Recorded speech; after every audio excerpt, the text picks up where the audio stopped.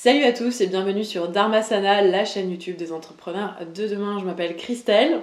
Je suis Sandrine et aujourd'hui dans cette vidéo on va répondre à une question qu'a reçue Christelle et qui est tellement intéressante.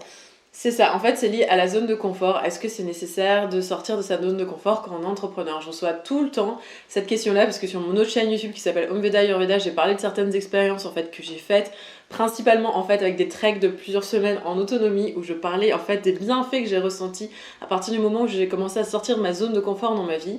Et j'ai reçu beaucoup de messages de personnes qui me disaient ouais mais je comprends pas votre délire de toujours vouloir sortir de la zone de confort. En fait, pour agrandir sa zone de confort, est-ce que c'est vraiment nécessaire en fait de passer par une phase de souffrance, tu vois?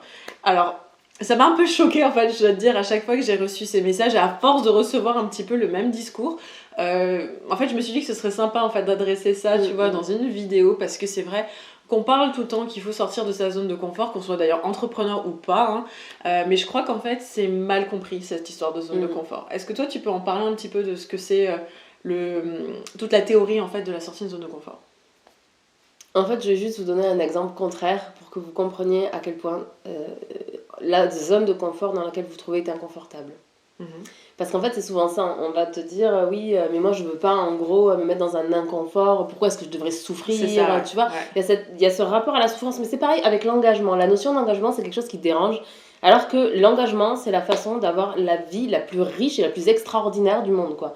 Alors après c'est sûr que si toi tu veux juste une petite vie plan-plan où tu souffres un petit peu mais pas trop, c'est ça, c'est ton une choix souffrance en fait. confortable en fait. Oh, ouais, mais c'est inconfortable en fait. Tu vois, Ah, imaginons bien sûr. par exemple, tu vois, pour sortir de ta zone de confort, voilà, t'es en surpoids, tu sais que tu dois faire du sport pour ta santé, pour ton bien-être, voire même t'es en obésité, tu vois. Donc t'as un risque vraiment de mort, tu vois. Donc à un moment donné, c'est vraiment ta santé qui est en jeu. Ouais. Et du coup, c'est hyper inconfortable de se mettre Ouais. au sport, on l'entend, tu vois.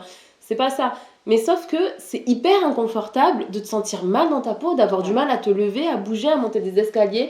C'est hyper inconfortable de te voir tous les jours, d'avoir une mauvaise image de toi, une estime de toi qui est pourrie, une confiance en toi qui est quasi inexistante. Enfin, tout ça, c'est hyper inconfortable. Et c'est 1000 fois plus inconfortable que la décision de dire ok, juste je me mets au sport. Ouais, et oui, en fait, ce qui est inconfortable, c'est juste le changement d'habitude. Parce que le cerveau, en fait, quand il est focalisé sur une tâche, bah, il est bloqué, quoi. Et du coup, ce qui est difficile pour lui, c'est juste le changement de tâche. Parce qu'une fois qu'il a changé de tâche, il glisse pareil, en fait. C'est juste le changement qui est compliqué. Et du coup, tu peux berner ton cerveau en disant un truc, genre, bon, écoute, là, on est en train de procrastiner depuis 3 heures devant Netflix. Ce que je te propose, c'est qu'on se lève, on s'assoit à l'ordi, on envoie juste un mail.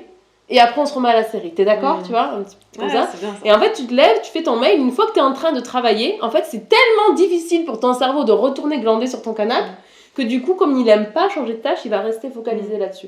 Et je vais te donner un exemple vraiment extrême que j'ai vécu dans ma vie quand j'étais étudiante en psycho. J'étais aussi bénévole à Médecins du Monde.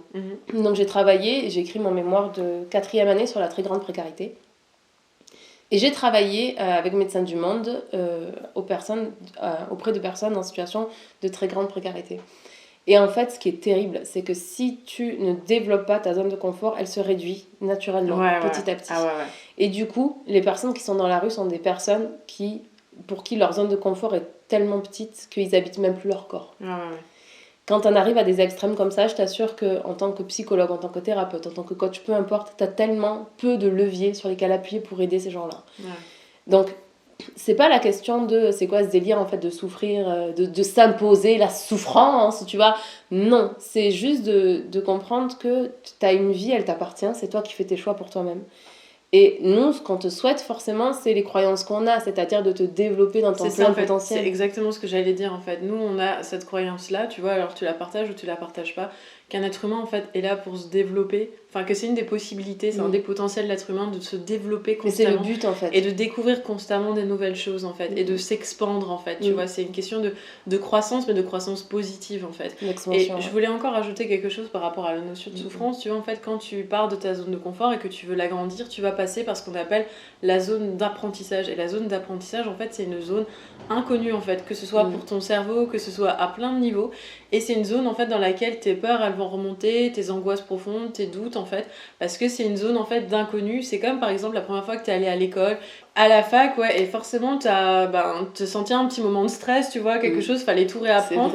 Ou quand t'as commencé à apprendre à conduire, c'était pas. Mais comme c'était soi-disant normal, tu vois, de passer par toutes ces étapes-là, tu les as pas vécues dans une énorme souffrance. Et pourtant, t'es passé par la zone d'apprentissage. Donc, en fait, c'est vachement une question d'état d'esprit, tu vois. Si t'es contre l'inconfort, forcément, tu vas créer un drame, en fait, à partir de ça.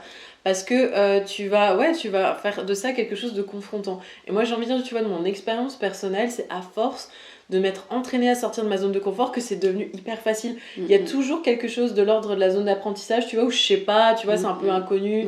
Je me sens pas forcément à l'aise, mais ça dure de moins en moins longtemps et je le vis de manière beaucoup plus zen, en fait.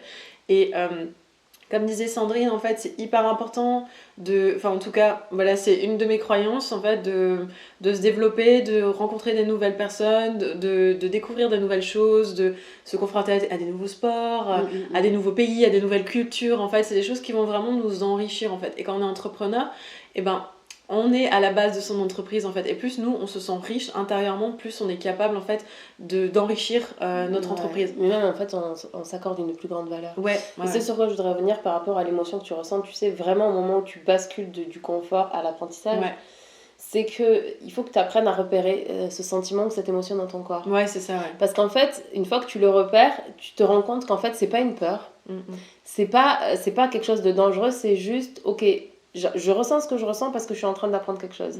Et en fait, le fait de repérer ce qui se passe dans ton corps ou cette émotion t'aidera à décrocher le drame en fait de ça. C'est juste, ok, c'est l'étape d'après. C'est comme, qu'est-ce qui peut être inconfortable mais que tu fais tous les jours, te lever de ton lit en fait. Te lever de ton lit, ça peut faire mal, tu vois, le matin, si t'as fait, je sais pas, une grosse séance de sport la veille, t'es tout courbaturé, tu vois. Et en fait, si tu ne sais pas que c'est l'étape normale d'avoir mal aux muscles après avoir fait une grosse séance d'entraînement, en fait, tu peux te dire que tu vas mourir parce que la douleur musculaire est tellement intense, tu vois, que tu restes dans ton lit. Mais si tu sais que, oui, ça fait mal, mais que tu dois te lever pour continuer ta vie, tu le fais en fait. Mais là, c'est pour ça que je voudrais que vraiment tu prennes le temps d'identifier c'est quoi l'émotion et comment ça se vit corporellement et de dire, ok, ce que je ressens là maintenant, c'est le fait que je suis en train de faire ce qu'il faut faire en fait. Et je vais te donner un exemple de ma vie personnelle, c'est que moi pendant très longtemps j'ai confondu le stress et l'excitation. Tu vois. Et donc du coup, et je me rappelle par exemple quand je montais sur scène pour faire des spectacles de danse, tu vois, je montais, je faisais ce que j'avais à faire et quand je sortais, en fait, j'avais mon cœur qui battait dans tous les sens et tout, c'était une émotion que quand j'arrivais pas à comprendre pourquoi j'étais stressée après, tu vois. En fait, c'était juste l'excitation d'avoir fait ce que j'avais fait, tu vois. J'étais tellement contente, tu vois. Et souvent, c'est ça, en fait. C'est par exemple, on nous dit, voilà, les filles, il va falloir tourner 20 vidéos en 3 jours. Il va y avoir une espèce de stress, mais chaque fois, maintenant, je me demande que c'est du stress ou de l'excitation. Parce que c'est tellement proche, d'un point de vue, dans mon corps à moi. Peut-être que c'est différent chez les autres. Mais chez moi, c'est tellement quelque chose qui est proche que même des fois, je m'en sers parce que je sais consciemment que je suis stressée. Je me dis, ok, je suis juste excitée, quoi. Voilà. Merci Sandrine en tout cas pour ce partage. On espère en fait que cette vidéo t'a aidé à mieux comprendre en fait les leviers, le pourquoi, le comment de la sortie de zone de confort et comment réussir à mieux le vivre. D'ici là, on se revoit pour une prochaine vidéo. Allez, ciao ciao. Ciao.